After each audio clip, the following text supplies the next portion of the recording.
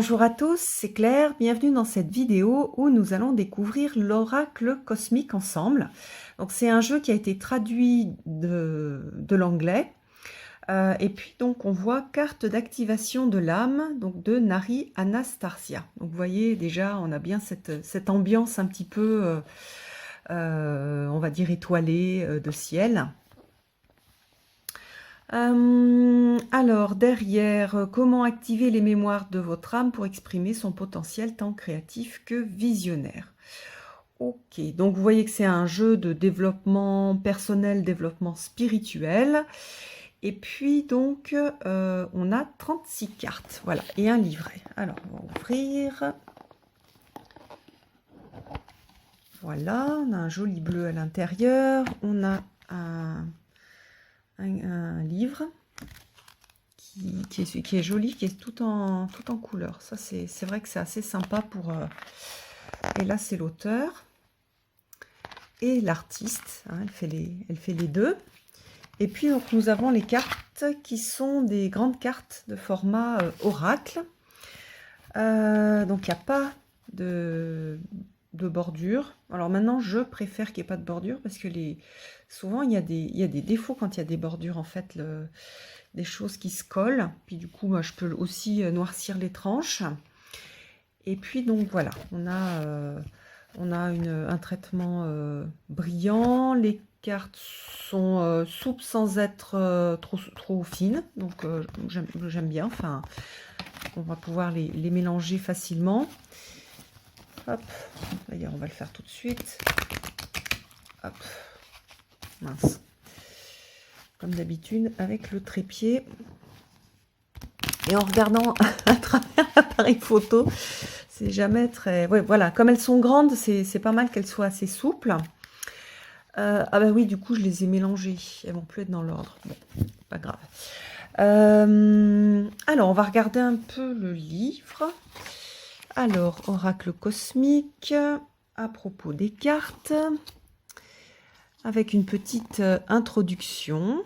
Voilà, conçu comme un véhicule d'amour universel, l'oracle cosmique est un outil qui intensifie la vie, apporte lucidité, compréhension et guidance sur les questions les plus complexes de la vie. Voilà. Ce jeu nous révèle que les solutions spirituelles peuvent être atteintes par l'élévation de nos états vibratoires. Donc c'est un jeu, oui, de développement personnel et puis pas mal spirituel. En tout cas, dans la base est spirituelle. On va voir après le thème des cartes pour voir quel type de message on va avoir. Bien qu'il fasse partie de l'oracle, le livre peut être utilisé seul. En ouvrant ce livre intuitivement, l'esprit vous guidera vers le message ou l'éclairage dont vous avez particulièrement besoin. D'accord. Ok.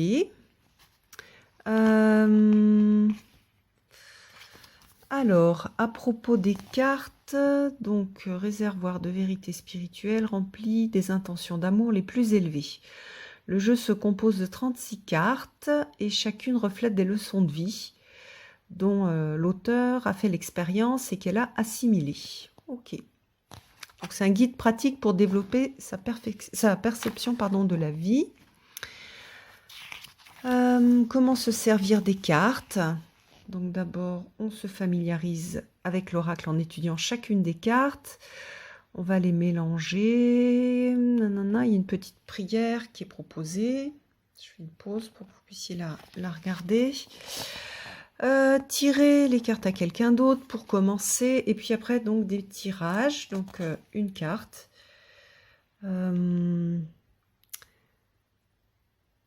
Et puis, vous pouvez utiliser la méthode de tirage d'une seule carte quotidienne, une fois par semaine. Donc ça, c'est assez classique.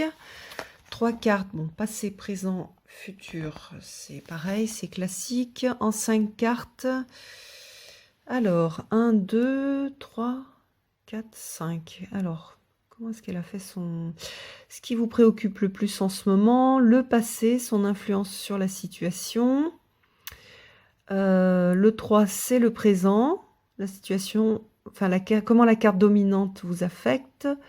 Le 4, ce que vous avez besoin de guérir ou de lâcher pour pouvoir aller de l'avant. Et le 5, le futur. Alors, le développement des aptitudes psychiques. Alors, 4 principaux modes d'aptitude psychique. Donc, la clairsentience, avec un petit exercice, clairvoyance, même chose, un petit exercice, claire connaissance et claire entendance. Voilà. Donc on a ça. Après, on a des choses sur les chakras, avec les liens avec les couleurs, les couches d'énergie et les couleurs. Je vous montre. Donc voilà. Donc c'est aussi lié au chakra. On a des exercices pour voir les auras.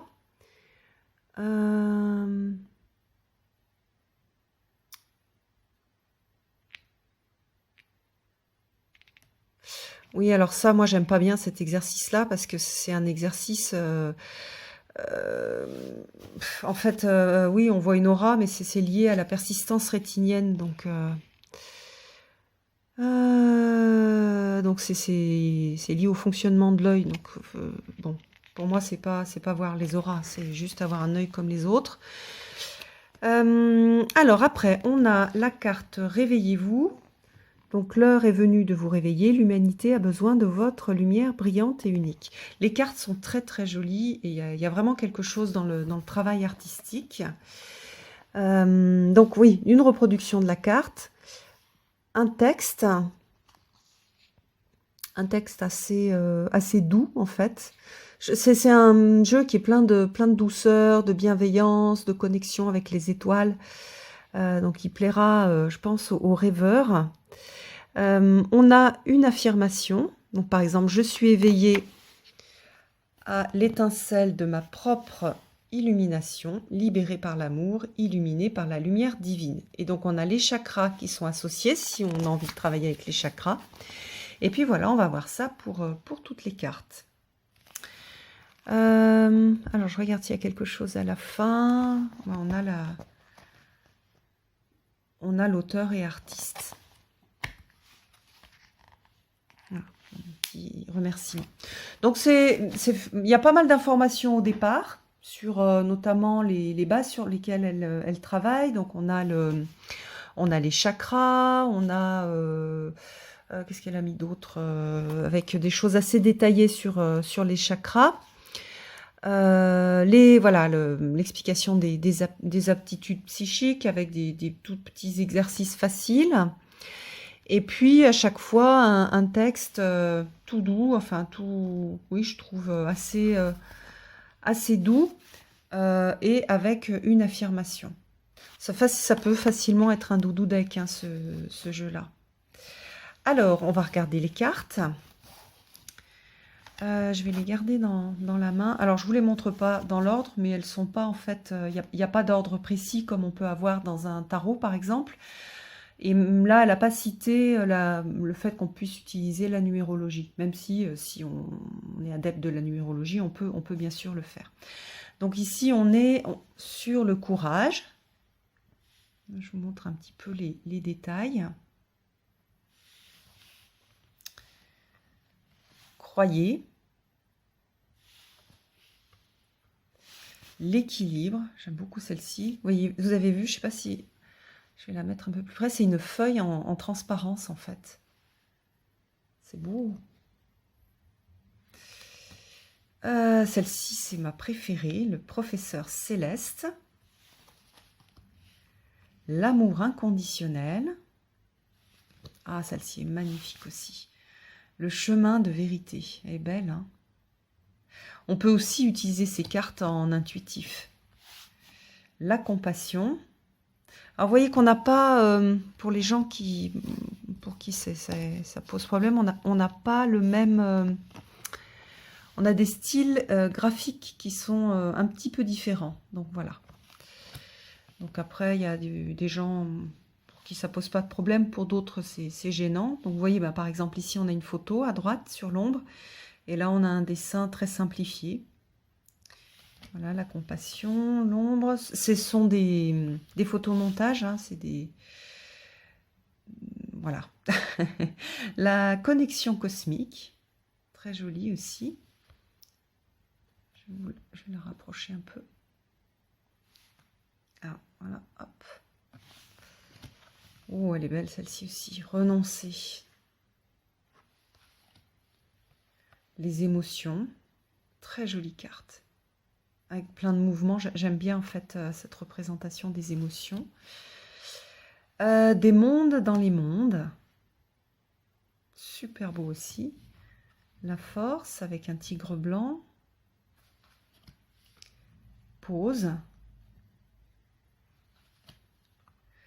L'esprit libre.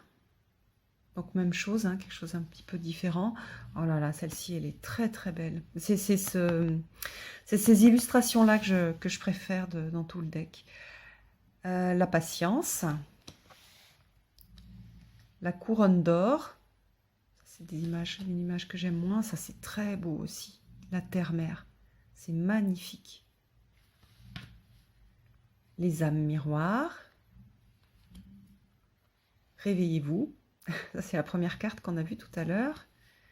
La gratitude. Les choix. L'intuition. On a quelque chose d'assez abstrait, une sorte de galaxie avec des images. Lâchez prise. Soyez calme. Brillez. L'estime de soi, magnifique aussi. J'aime beaucoup. Bon, ça, celle-ci, je l'aime moins. La célébration. Le nouveau chapitre. La transformation.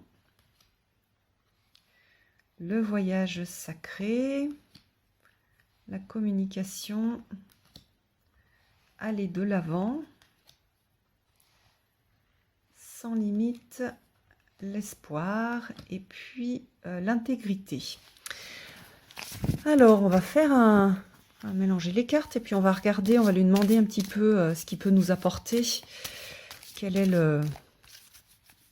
son énergie. Qu'est-ce qu'on pourrait faire? On pourrait l'énergie du jeu, même si je pense que vous l'avez déjà un petit peu ressenti. Les cartes collent un petit peu au départ, mais elles ne vont pas coller longtemps. Hein. C'est parce que je ne l'ai pas du tout utilisé. Donc l'énergie du jeu et ce qu'il va nous apporter. Hop. Alors, l'énergie du jeu. Non, celle-ci. Et ce qu'il va nous apporter.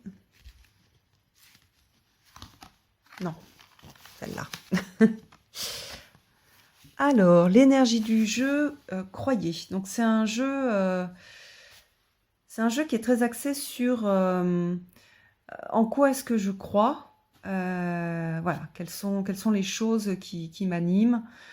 Donc, vous avez vu hein, qu'il y a pas mal de choses justement qui sont de l'ordre de la croyance, de la foi. Donc, voilà. Et puis, qu'est-ce qu'il apporte? Le voyage sacré, ça c'est quand même sympa. On va regarder... sur le livre, c'est le 26. Alors, on va juste regarder l'affirmation. Il n'y a plus beaucoup de lumière. Du coup, la netteté n'est pas facile à faire. Alors, je suis triomphant car je sais que même l'obscurité joue un rôle dans la réalisation de l'âme. Ah, donc on va en fait, il va pas mal faire travailler le plexus solaire. Ça, c'est intéressant. Il y a de la sagesse à savoir que même l'obscurité a son rôle à jouer dans le développement de l'âme. Oui. Donc, voilà.